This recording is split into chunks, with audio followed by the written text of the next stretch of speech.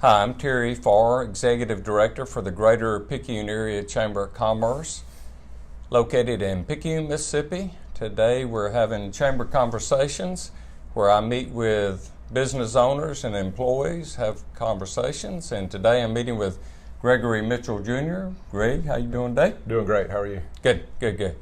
Well, let me tell you just a little brief background on Greg, and then we'll get into his story by letting him explain more about his past and present. And Greg is the Banking Center President for Bank Plus here in Picayune, 951 Memorial Boulevard. He also is the past president of the Chamber of Commerce. He's on the board of directors with the Chamber currently. He's our treasurer, so he gets to watch those numbers for us, and we appreciate that. And also, too, Bank Plus is a sponsor for the Chamber, so we appreciate everything you do and Sure. everything that the bank does. So, Right. all right, so you're Gregory Mitchell Jr. I don't ever call you Junior, but so tell us, who is Greg Mitchell? Well, that shouldn't take very long. I was born and raised in Picayune and have a pretty deep history here, rich history with my family. My father was mayor of Picayune for 4 terms, 2 terms on separate occasions, and started out as councilman at large. I'm married to Mandy Spears Mitchell, have 3 wonderful children, Brindley, who is 2, Roman is 9, and Trayton is 11. They attend Pearl River Central High School, Pearl River Central Schools, I'm sorry. My wife works at Pearl River Central High School. She is a librarian. I was going to say they're advanced. Yeah, well, but anyhow, going back to my roots here, my dad's father was a Baptist pastor for 40 plus years. Had a wonderful grandmother, all from this area. So on my mother's side, Lexi Howell was my grandmother, and she was the music teacher at Picayune High School. And a lot of people today had her for their music teacher, and neatly enough, she did write the alma mater for Picayune High School. So Really? Something there that I guess not a lot of younger people know today.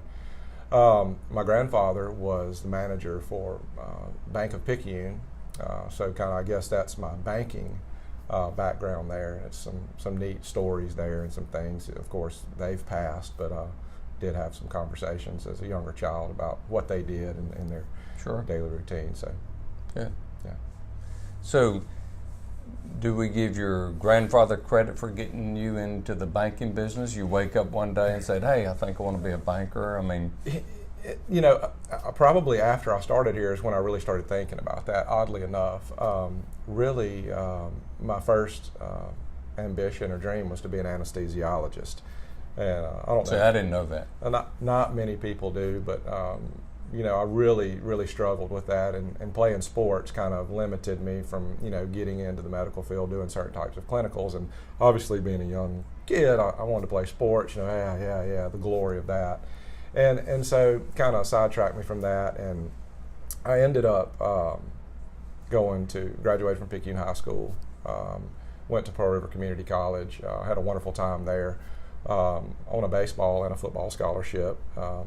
I left early in the second year to get into spring training. I signed a scholarship with Northwestern State to play football, and I finished my college days at Northwestern with a bachelor's in business administration and accounting, and then education-wise, I went on to School of Banking at Ole Miss, and graduated from the Graduate School of Banking at LSU. So that kind of wraps up I guess, who I am. So when you came to work for Bank Plus, you just started right out as the banking center president, or how did you start out?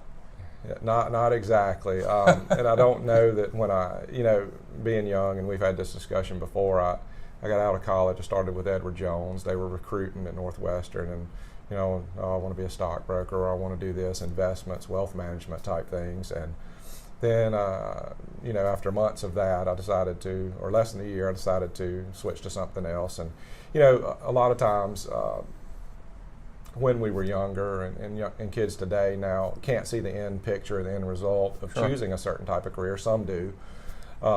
Very few. Yeah, and I would say, stay the course with your passion, what makes you happy, what you really feel passionate about. And my career could have went in a completely different direction, but I couldn't see, 12 years of school, and different things like that. So I ended up at Bank Plus, and after several different jobs, I guess I was 25 years old, and they had a part-time teller position open.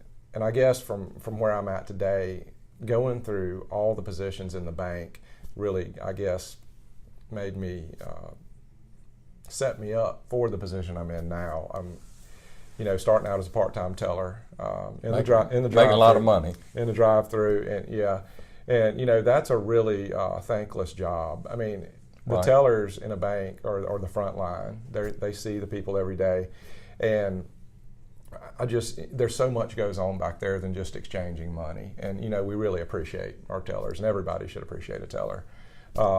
The next step was a CSR position come open within a year, and I said, there's a next step. I can see if I want to transition to the platform side of the bank. So I took that and got to kind of, once you get into that type of position, you start building not a portfolio, but I guess a group of customers that you attract. And Right.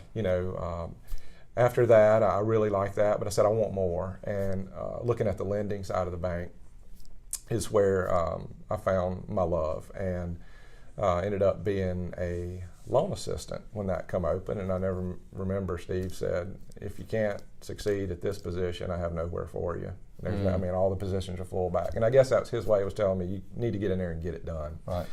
So I did that for, I guess, a year and a half, and then I just kept, and all of these positions were so important and incremental in building, to where I'm at today. I can't stress that enough. And even, to the younger people, if you're listening, I would encourage you to find your path, and, don't be impatient with where you're at in the moment. Exactly. Don't be patient with where you're at in the moment, because there's so much more, and learn as much as you can.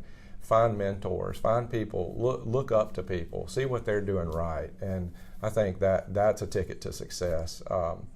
But back to my job here, I took a loan officer position eventually, and I've been talking to Steve. I really like loans, I want to get into it, and he gave me the shot, and I'm very thankful for that. Was able to build a portfolio, was able to get more involved in the community, which I know a lot of people, and it was really good to engage with them and build, I guess, my own business here within itself. And went into, pretty quick, went into commercial lending, went into commercial real estate pretty heavy, took over a large portfolio, began to manage that, and that really, Steve really trusted me with doing a lot of tasks like that, and I think they were tests to see if I were ready to do certain things. And mentors. I mean, when I was coming up, you were vice president, Steve, Banking Center president, Anna was a vice president. I had several people to look up to and watch, and y'all did a lot for me, and I'm very thankful for that, and it got me to where I'm at. And I've been in this position for 3 years, and I love it. I absolutely love what I do. It makes me happy. Another thing, young people, if you're listening, do what makes you happy. Coming out of college, chasing money, some people get lucky, sometimes people land things, but if you're not happy in your job, if you're not happy in what you're doing, you need to look for something else. That's right. And if you're driving to work, you need to be happy. That's right. So a couple points there. So when you started to work for Bank Plus as a part-time teller, and I jokingly said you weren't making a lot of money doing that, but you weren't. And so Mandy had to be pretty supportive of you doing this. I'm just assuming that. And then you evidently said, I got to be patient with this. I mean, elaborate a little bit on that. Yeah, the patience was a big thing. And, just like other people that looking to move up or do things, and, you obviously need money when you have a family and you have kids. And, I could remember leaving here going, we just had Roman, our second child, and Mandy actually was staying home at the time. It was a real struggle, on one income, to make it. And, but I stayed with it. I trusted my feelings. I trusted, I guess, what I would say, I don't know if I recognized it as a vision back then, but I trusted my vision of where I wanted to go, and I really stuck with it. But yeah, there were days walked out of here driving home, and I went, do I need to do something else? And people were telling me things and positive things, and I stayed the course. So that's very important. Yeah. So let's just see here.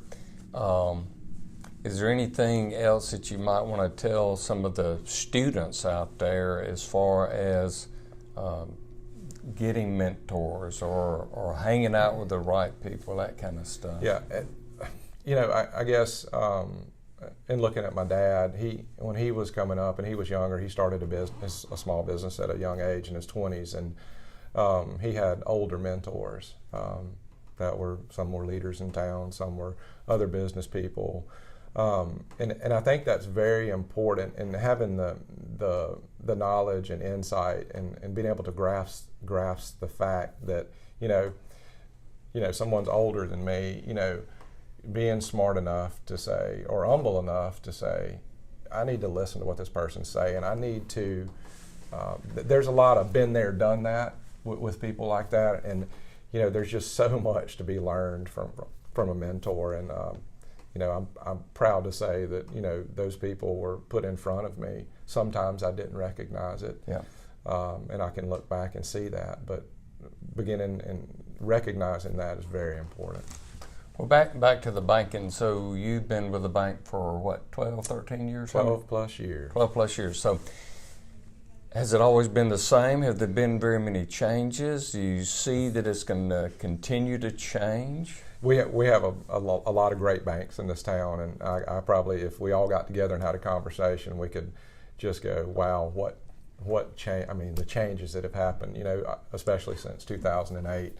And going back to when I come into the lending side of things, was when everything was tanking, the real estate crisis, the meltdown, as some would call, so I got to see banking probably at its worst point from an industry standpoint, and the heavy regulation coming in. So one thing that, and Steve, we would always talk about, it made me really conservative on the lending side, which is a good thing.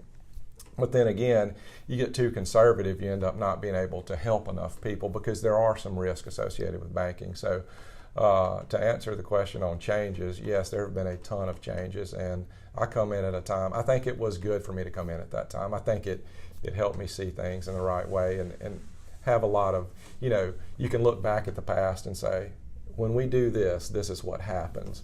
And I think that's just very important, to be able to look at the past as a measure for going forward. What about technology?